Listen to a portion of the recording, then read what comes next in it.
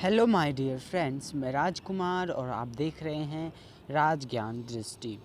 आज हम भूगोल कक्षा 12वीं के अध्याय 8 निर्माण उद्योग की चर्चा कर रहे हैं, जिसमें हम प्रमुख उद्योगों के बारे में जान चुके हैं और उनके अलग अलग प्रकारों के बारे में पढ़ रहे हैं। तो अब तक हमने अपने प्रीवियस वीडियो में लौह इस्पात उद्योग और सूती वस्त्र उद्योग के बारे में चर्चा कर ली है। अब हमारा अगला जो विषय है वह है चीनी उद्योग। चीनी उद्योग भारत का दूसरा सबसे महत्वपूर्ण कृषि आधारित उद्योग है। भारत विश्व में गन्ना और चीनी दोनों का सबसे बड़ा उत्पादक है।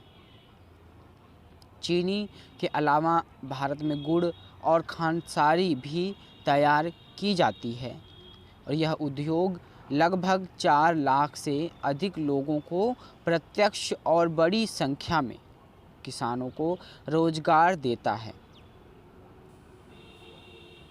गन्ना एक भार ह्रास वाली फसल है और शीघ्र ही इसको मिलों तक पहुंचाना होता है।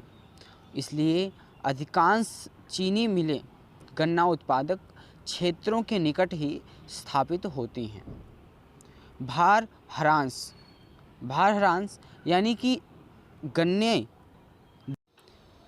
गन्ने को जितनी देर से उपयोग में लाया जाएगा, उसकी पिसाई के लिए चीनी बनाने की प्रक्रिया को जितनी देरी की जाएगी, उतना ही जो उसकी सुक्रोज है, मिठास की मात्रा है, वह घटती जाएगी।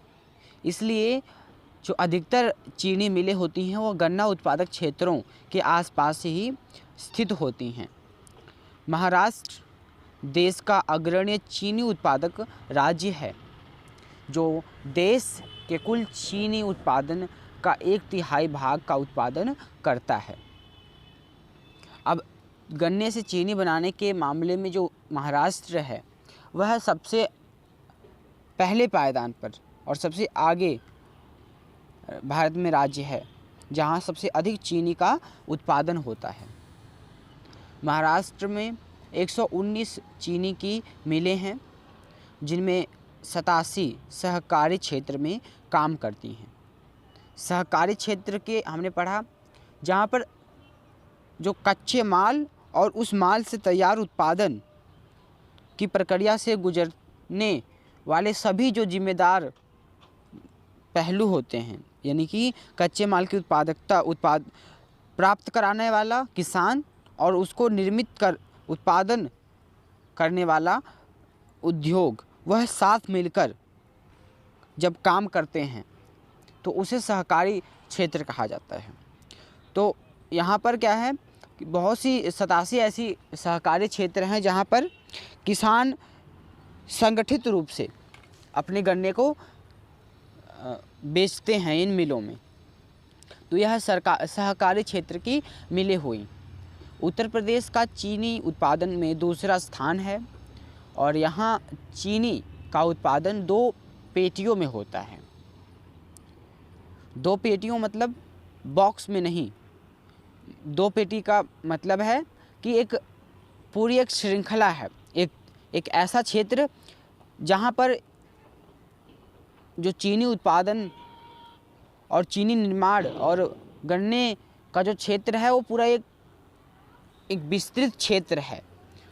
और ऐसे 2 क्षेत्र मिलते हैं उत्तर प्रदेश में, जिन्हें हम पेटियों के नाम से जानते हैं। यानी कि एक क्षेत्र विशेष में यह चीनी उत्पादन की जो इकाइयां हैं वह लगाई, एक तरफ से कई सारी मिलें लगाई गई हैं। तो पहली पेटी जो है गंगा यमुना दोआब में केंद्रित है। अब जो पहली पेटी है वह कहाँ? गंगा यमुना दोआब में, जो पश्चिमी उत्तर प्रदेश है। आगरा, सहारनपुर, मुजफ्फरनगर जो यह इलाके हैं, मेरठ, इनके जो इलाके हैं इधर स्थित है। यानी इन इलाकों में एक जो चीनी उत्पादन और गन्ना किसानी की जो पूरा एक हब है। तो यहाँ पर हम देख सकते हैं जो कि सहारनपुर बुलंदशहर तक यह क्या है फैली हुई है। सहारनपुर से लेकर बुलंदशहर तक यह फैली हुई है। और जो दूसरी है वह क्या, तराई प्रदेश है। तराई प्रदेश यानी कि जो उत्तर प्रदेश का निचला और पूर्वी क्षेत्र है, लखीमपुर, बहराइच, इन क्षेत्रों में, जो बिहार और मध्य प्रदेश से लगता हुआ जो क्षेत्र है उन क्षेत्रों में। तमिलनाडु, कर्नाटक, बिहार, पंजाब, हरियाणा, मध्य प्रदेश, गुजरात अन्य चीनी उत्पादक राज्य हैं। यह राज्य मतलब जहाँ पर भी कुछ ना कुछ थोड़ी मात्रा में चीनी उत्पादित होती है, इन राज्यों में भी। यह चीनी मिल का दृश्य और उस तक गन्ना लेकर जाते हुए ट्रकों,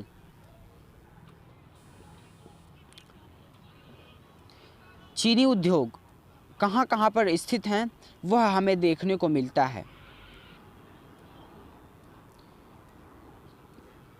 इन भारत के मैप में हम देख सकते हैं कि किन किन जगहों पर क्या है, चीनी उद्योग लगाया गया है।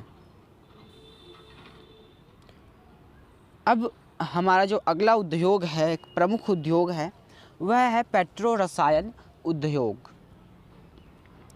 पेट्रो रसायन उद्योग भारत तेज़ी से विकसित होने वाला उद्योग है।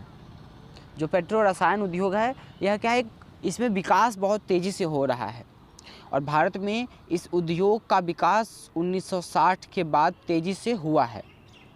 और पेट्रो रसायन उद्योग पेट्रोल शोधनशालाओं के साथ विकसित हुआ है। उद्योग के इस वर्ग को 4 भागों में बांटा जा सकता है। अब जो पेट्रो रसायन है यह कच्चा माल कहाँ से प्राप्त होता है हमें, यह जो जीवाश्म ईंधन की जो हम खुदाई करते हैं उसको जो परिशोधित किया जाता है, हमें पेट्रोल, डीजल, केरोसिन और अन्य जो गैसें हैं, प्राकृतिक गैसें हैं, उनको प्राप्त करने की जो प्रक्रिया है, उस प्रक्रिया में जो निकला हुआ अपशिष्ट पदार्थ है वही पेट्रो रसायन होता है। और अब हमने उस पेट्रो रसायन से भी अन्य उपयोगी वस्तुओं का निर्माण करना सीख लिया है, उसे ही कहा गया है पेट्रो रसायन उद्योग। तो अब हमने उस उद्योग को भी 4 भागों में हमने बांट दिया है।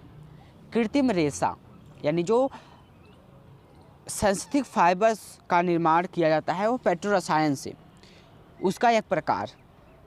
और इलास्टोमर्स का जो निर्माण है, पॉलीमर, जो पॉलीथीन नॉर्मली हम जानते हैं, लिफाफे, पॉलीथीन, पन्नियाँ, इनका जो निर्माण है इस से किया जाता है। और पृष्ठ संकर्य, इसका भी निर्माण पेट्रो रसायन से किया जाता है। बम्बई सैल रसायन उद्योग का केंद्र है। अब इस जो पेट्रो रसायन उद्योग हैं उन सब का केंद्र कहाँ है, बम्बई में है। क्यों? क्योंकि जो बम्बई हाई है वहाँ से जीवाश्म ईंधनों की खनन होता है और उसके आसपास ही उसको शोधित और परिष्कृत करने वाली जो मशीनरी और फैक्ट्रियां हैं वो लगाई गई हैं।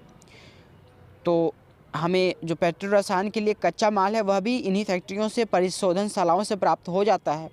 तो इसीलिए जो पेट्रो रसायन पर आधारित उद्योग हैं वह हमें बम्बई में केंद्रित देखने को मिलते हैं। पटाखों के उद्योग उत्तर प्रदेश में।